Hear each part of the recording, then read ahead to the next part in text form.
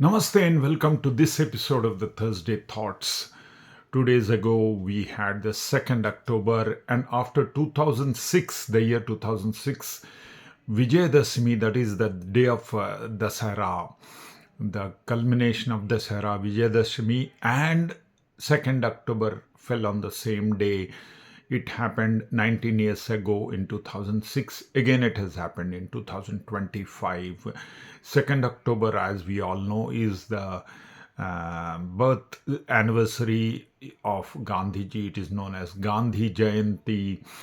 And Vijayadashmi, the Dasara day, the 10th day of Dasara, happens to be the tithi for my father's birthday. So he was an ardent lover, fan, or follower of Gandhiji. In those days, everyone in India had held Gandhiji as their role model, no doubt in that. Uh, we are not going to discuss about Gandhiji or Vijay Dashmi or Dasara in this episode. We'll be talking about the less talked about person whose birth anniversary also falls on 2nd October.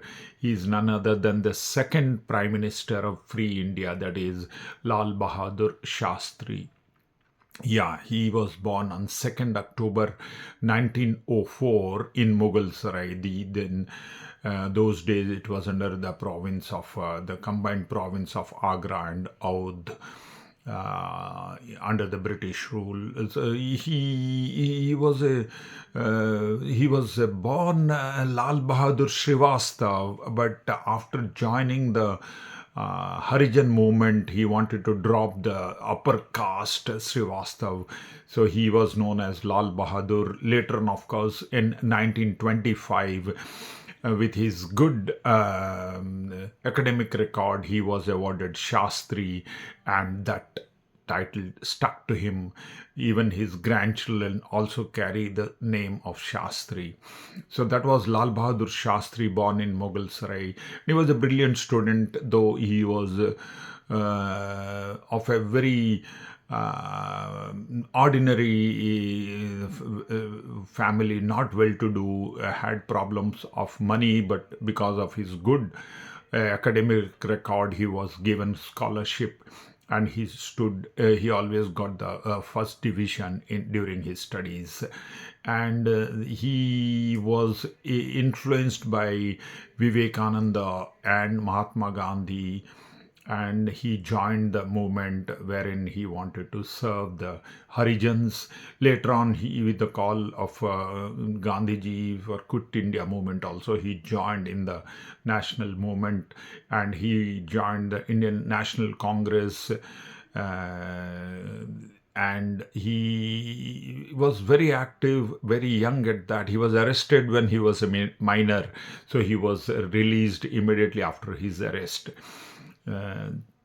Very active in his student life towards the national movement, and he was quickly picked up in the Indian National Congress. And after India got independence, he was in the Ministry of Uttar Pradesh. He was those days before 1950.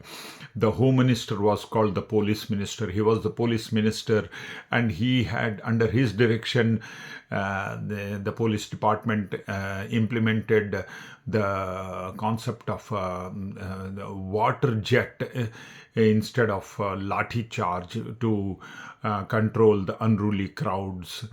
So that was his initiative. He wanted that water jet be shown at the crowd rather than lathi charge.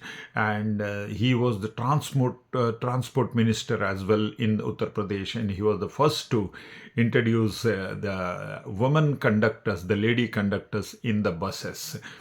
So he was very positive, very hardworking. At the same time, all of his 5'2" diminutive figure, he was called Nanha. Nanha, his nickname was because of his height, but he never allowed anybody to suppress his rightful thinking. He always put forward his rightful thinking in whatever forum it was. As we all know, as the railway minister of first independent India, that is 1952, when he was inducted into the central ministry, there was an accident, 1956 Mehboob Nagar train accident, and taking the political as well as the moral responsibility of the railway accident, he wanted to resign, though it was turned down by the then Prime Minister, Pandit Nehru, those days. Then again, after 2.5 months, there was one more Ayalur train accident, after which he resigned again. And of course, this time, 7th December 1956, his resignation was accepted by the Prime Minister. He was later on Minister of Commerce, and then the untimely death of sudden death of Jawaharlal Nehru, he was chosen the Prime Minister of India on 9th June 1964. So he served as the second Prime Minister of the Free India from 9th June 1964 to 11th January 1966. In less than 1 year, 7 months, and 2 days, he was there as the Prime Minister of India. He left such a beautiful remark on the history, and his slogan, his words of Jai Jawan, Jai Kisan reverberate even today among the patriotic Indian youth, people and Indians. Every true Indian identifies with the slogan of Jai Jawan, Jai Kisan. And he introduced so many to giving a thrust to the Milk Dairy Development Corporation by creating the National Dairy Development Board, NDDB, in the year 1965. And also that is known as White Revolution, when he wanted to give thrust to the milk production, and he, along with Amul and Verghese Kurian, he discussed, and they wanted to develop the White Revolution. Then of course the Green Revolution as well, he introduced for high yielding, high productivity in the farming area of the areas of the states of Uttar Pradesh, Haryana, and Punjab. So as a result, there was a green revolution as well.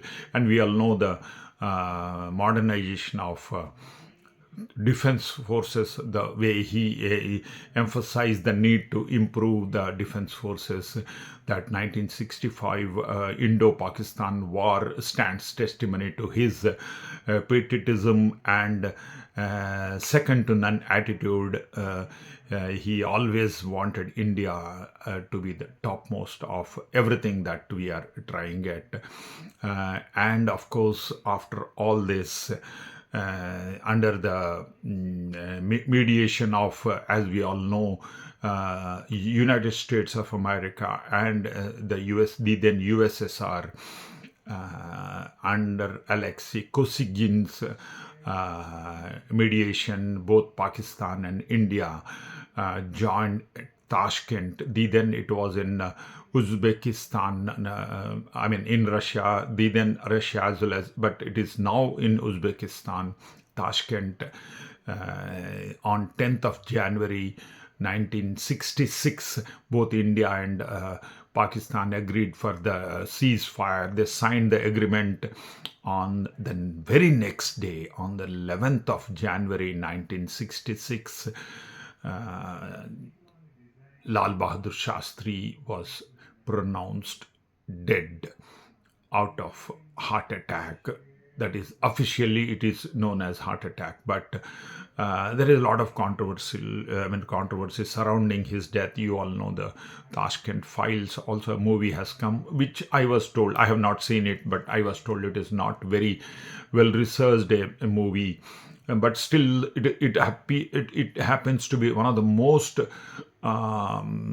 kept secret or conspiracies of India, that the head of Indian government, that is the Prime Minister Lal Bahadur Shastri, died under very, very doubtful, suspicious circumstances. His body, when it was brought home to Delhi, the family members of Lal Bahadur Shastri suspected something wrong might have happened, because they found the body had turned blue.